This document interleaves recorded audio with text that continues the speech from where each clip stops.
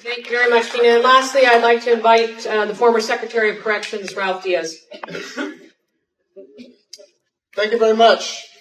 First of all, my name is Ralph Diaz. I'm the former Secretary of the Department of Corrections and Rehabilitation and now President of Stand Up for Victims. As someone who served nearly 30 years in the California Department of Corrections, I took an oath to apply the law as it is written by the legislature and interpreted by the courts, not to rewrite it through the regulatory process. Unelected bodies should not legislate through regulation. I'm well aware of that.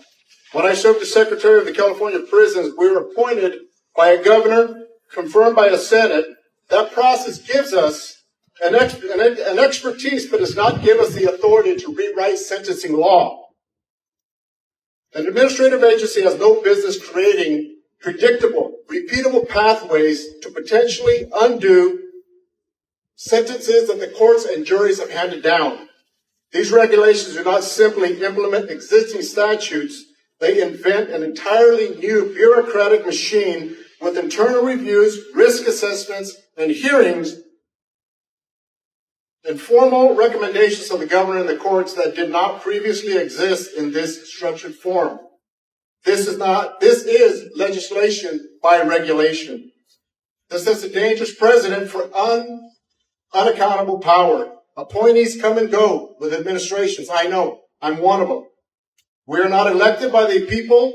We do not answer directly to them by the ballot box. When we use regulatory actions to create new release mechanisms for the most violent offenders, we bypass the democratic accountability and sentencing policy requires.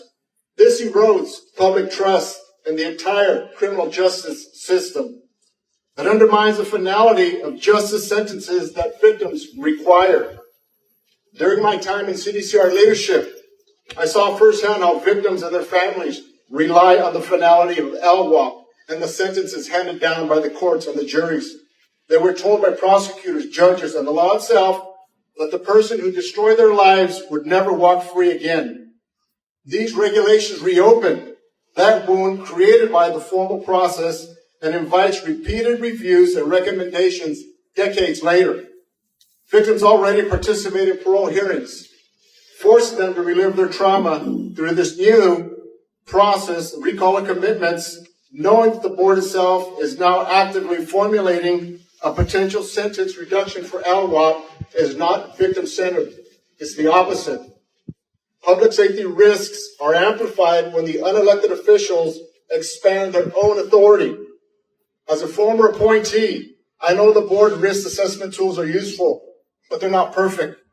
They cannot erase the gravity of the commitment offense when an unelected body creates a new pathway that could lead to recommendations for release of these offenders. It substitutes administrative discretion for deliberate final judgment of the sentencing court and will of the people. That substitute carries real public safety consequences. The proper path for this is through the legislature and the voters, not regulation. I served as a secretary of the California Department of Corrections because I believed in a system that balances rehabilitation and accountability and public safety. But I also believe that major policy shifts, especially those that touch life sentences, must come from the people's elected representatives, not the appointees writing regulations here in Sacramento. I believe in rehabilitation. I believe a person can change their lives. But what these regulations do, it erodes rehabilitation. It erodes the rehabilitation that these victims and these survivors have had to put themselves through and rehabilitate the lives that they were forced to put themselves together again. I urge BPH to pull these regulations and that these regulations do not make it through.